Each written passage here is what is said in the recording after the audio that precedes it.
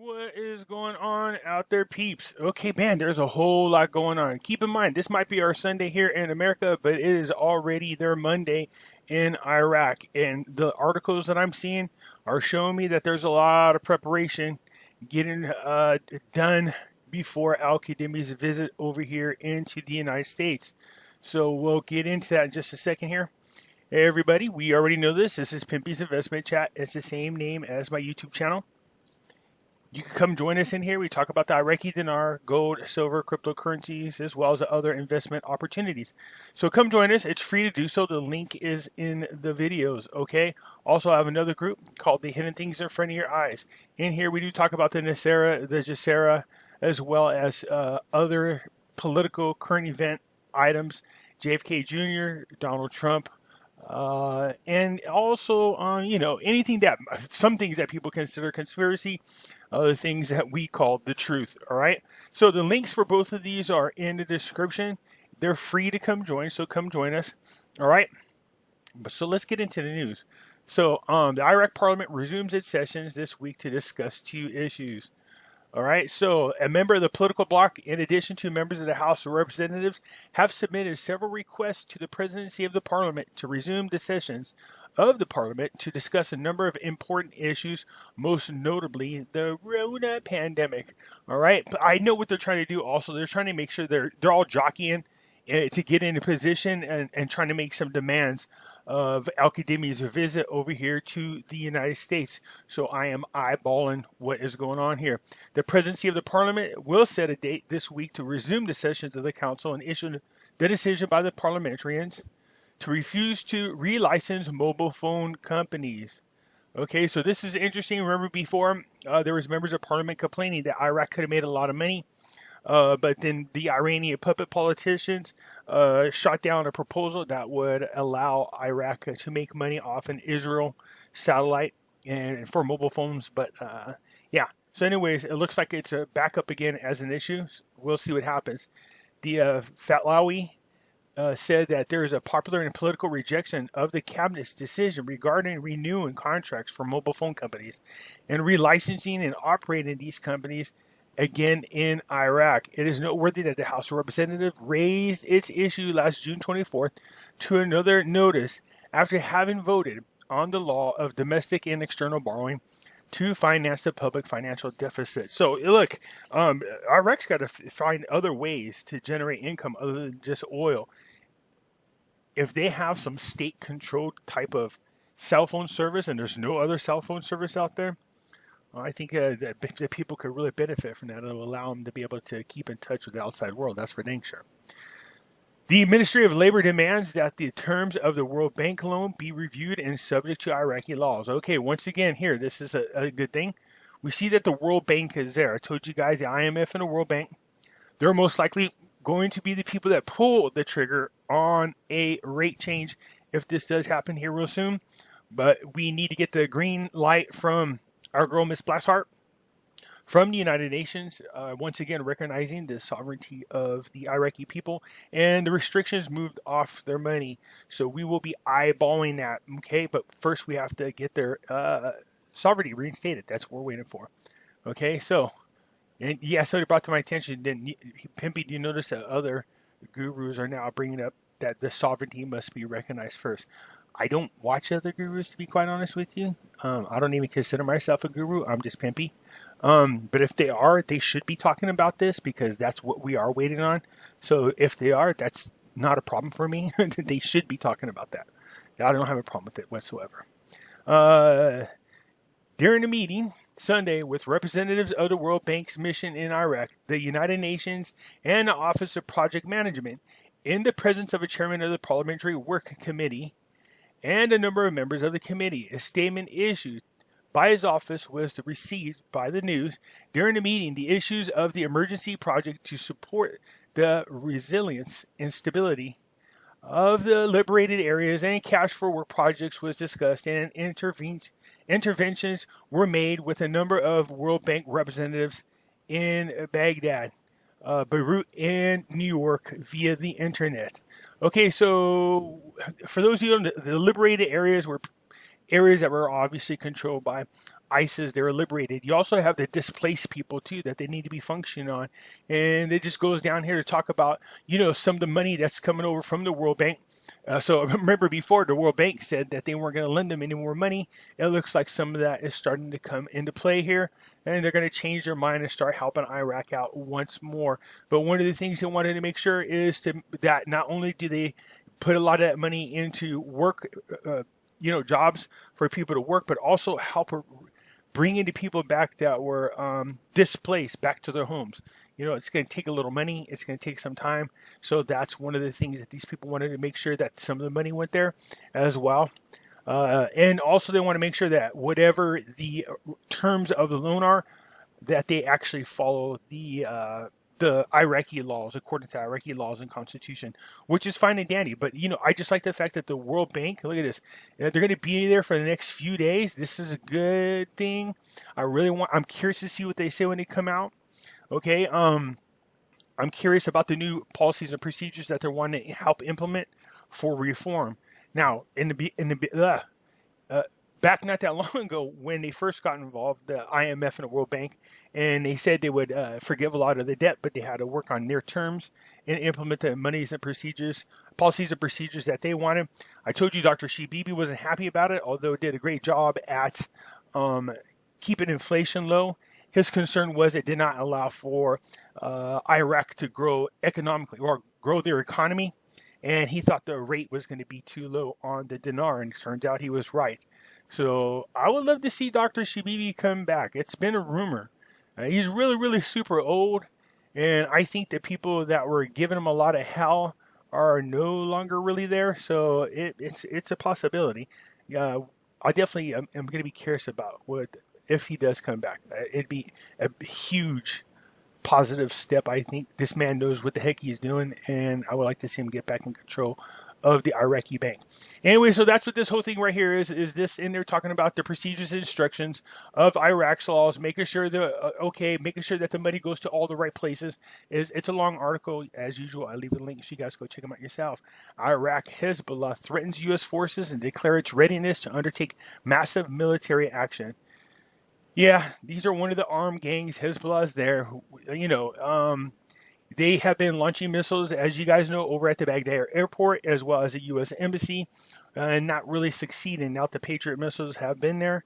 A lot of these armed groups I'm seeing over in Stars and Stripes website, a lot of these armed groups in Iraq have actually been getting taken out. I told you there was some huge movement by Al-Qadimi to do something about that, and it seems like every day they've either killed or pushed back large gangs, armed gangs that are there just to cause havoc in Iraq. And we don't need that crap right now. So anyways, this is Hezbollah threatening them again. It just drives me crazy because if what you want is the United States out of your country, the last thing you want to do is attempt to shoot any of them.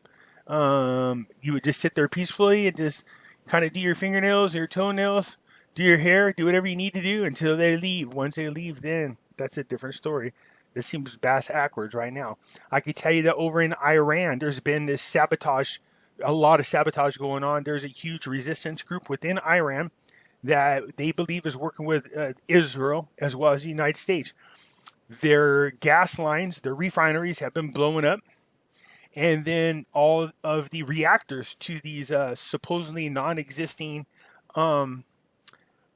nuclear sites have been disrupted, broken down, setting them back 1 to 2 years on their nuclear program. So it's just a matter of time. I know they're waiting to see who's going to win in the election. There's no doubt about it. I mean, trust me. If Biden gets in there, they're going to give Iran a nuclear bomb, and Iran's main goal is to just nuke Israel right off the map.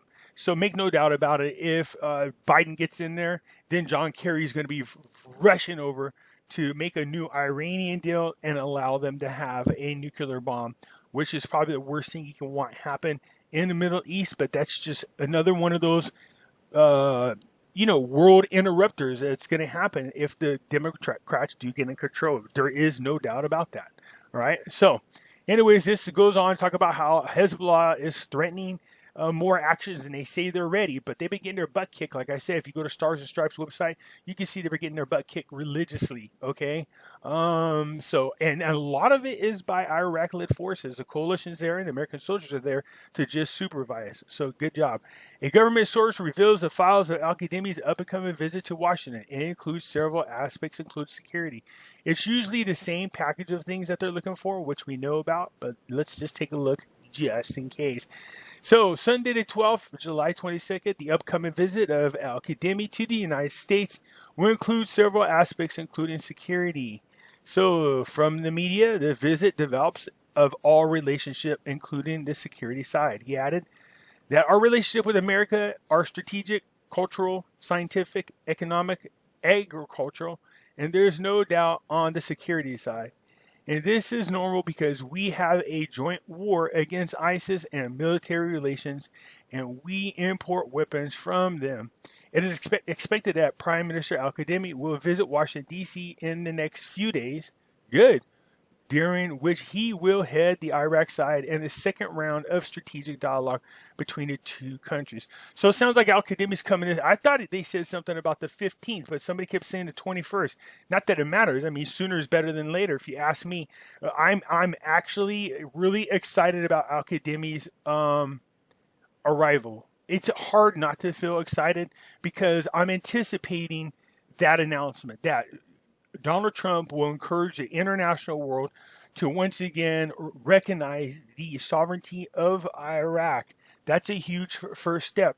Now, I want to make something perfectly clear because people are conflating something that I'm saying. When I say recognize the sovereignty, that is a major step towards them getting the reinstatement or revaluing of their currency. Their currency must be recognized internationally again, and that won't happen until they get their sovereignty again and the restrictions on their currencies are removed. Somebody keeps telling me there is no restriction. Yeah, there is. There's big restrictions on the currency. All right, so that's what we're anticipating. An announcement by Trump that he will recognize and encourage the world to recognize the sovereignty would be a huge step. And then we want an announcement about the same time or shortly after that, that the restrictions on Iraq's dinar has been removed and we can start seeing it trade once again on a Forex. That's what we want to see. Okay, package of reforms. The Kurdistan government decided to restructure the Peshmerga forces. Okay. On Sunday, the president of the Kurdistan regional government, Barzani, chaired a meeting on the reform underway in Peshmerga military ministry, stressing the importance of implementing the reform steps in this file.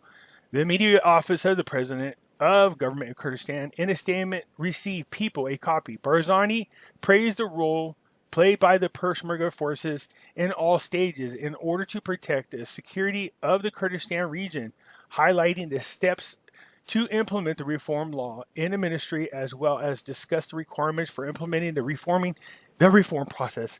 Okay, so look, I told you guys before, right around 2014, they were working together just fine, and they were doing a great job securing the borders. And I'm anticipating that happen again. Again, these are some of the things that the United Nations is wanting and looking for. So every day you see there's that another step closer to this being done. I think you're going to see Kurdistan agreement and Iraq's agreement a done deal here within the next couple of days, right before al-Qadimi comes over here. I'm hoping that we will get a thumbs up and a green light from Miss Blackheart, and then Trump to follow that, and then the restrictions move. That's what I'm anticipating. We'll see what happens. Negotiations are still in progress between Baghdad and Erbil to return to the Peshmerga to Kirkuk. So, here, again, it's the same thing as before. It's about coordinating the forces to make sure that they protect their borders. It goes on and on. But again, I am excited and anticipating within the next few days a final draft signed and ready to be implemented, an agreement between Kurdistan and Baghdad. That will be step number one. I'm hoping it gets done here shortly. UN forces, or not UN forces, but Iraqi forces continue to pound these armed gangs. That's another great sign. It's already happening now. I keep telling you, go to Stars and Stripes.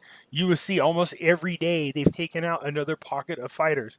You won't see it that much on this news here, but it's definitely in Stars and Stripes.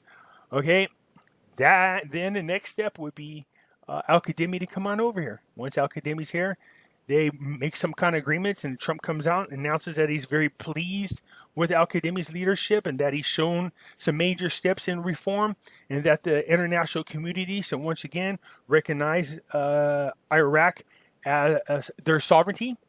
And then he's promising to work out some really great trade deals with Iraq, because when it comes to business and statehood, Trump's always looking forward to doing deals. So I'm anticipating that. And then right soon thereafter, the restrictions lifted. All right, so that's where we are right now. Okay. There was one other thing I was looking for was, there was a U.S. military logistics convoy that was attacked in Iraq. We know they're going to continue to try to do this stuff over there. But just know this right now, there is a huge sabotage going on over there in Iran, and it is being done by both the United States and Israel. Okay? In the document, Al-Qademi prevents the crowd members from expressing their political opinions in the media and communication sites. The Popular Mobilization Organization directed on Saturday to prevent the affiliates of the organization from expressing their political views on social media and various media. A document issued and received by the organization in Baghdad today included that, according to the directives of the head of the Popular Mobilization Authority, it is strictly forbidden to express political opinions through the media and social media platforms for all members of the organization. The violators will bear legal consequences. Okay, so in other words, keep your mouth shut. Let's just get stuff together. Okay, there we go. What's this other one? Okay, employees messaging. Yeah, these people still want their salaries. We know there's still an audit going on. I can tell you that. Okay, here we go. Al-Qademi, the restoration of law, and the law started with the outlets. The time for wasting the money went out of place. So I told you, Al-Qademi is crack-a-lacking down on what's going on everywhere, and they're removing people that are being blackmailed. That's one of the big things. The Prime Minister, Commander-in-Chief of the Armed Forces, Al-Qademi, confirmed on Saturday that the stage of restoring order and law in the border crossings has begun, and the time for wasting money has gone out of place. So good. This is what the article I was actually looking for earlier. It just seemed like it took forever to get there. Al-Qademi said during his visit to Mandili border crossing with Iran, according to his media office, the outlet is one of the important outlets, but it has turned into a den of crossing for the corrupt. Yeah, he is not making very good friends with Iran. There's no doubt about it. They keep trying to extend the olive branch, but I don't think he's having it. He knows that the Iranian influence needs to be out of there. Okay, anyway, it said the time for wasting money has gone out of place, and today we are launching a new phase, noting that the port is under the protection of the military forces and has the right to shoot anyone who violates the customs campus. You see, and you thought we were strict over here. Yeah, shoot. And then ask questions later. We will work to automate the administrative aspect of customs to protect public money and fight corruption, stressing that there are ghosts present in the customs campus that blackmail the merchants and businessmen, and our message to them is that we will track them and rid the ports of them. The money is the money of the people, not the money of the corrupt. And today it was directed to protect the customs sanctuary and to proceed with automated procedures in chasing these ghosts. Authorities were given the security leader and the port management to handle the outlet situation.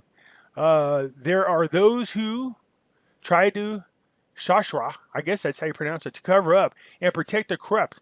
But we will proceed to restore the prestige of the state and the law. And it is an opportunity to start for the future. Call for all Iraqis to join their hands to start forward. And we will not stop fighting the corrupt. Yeah, don't you? It sounds like a cheer. Yeah. All right, you guys. So that's what's going on. Again, I told you, it seems every day there is more and more good news. It seems like they're just more and more progressing forward. Unlike the last group of people we had in there, Mahdi's people, it seemed to me they would take one step back and 5 steps I mean, 1 step forward and 5 steps back. But Alcademy seems to be charging full steam ahead. That's what we want to see. I'm expecting these next 2 weeks to be really big. So let's keep an eye out. Make sure you stay tuned for that.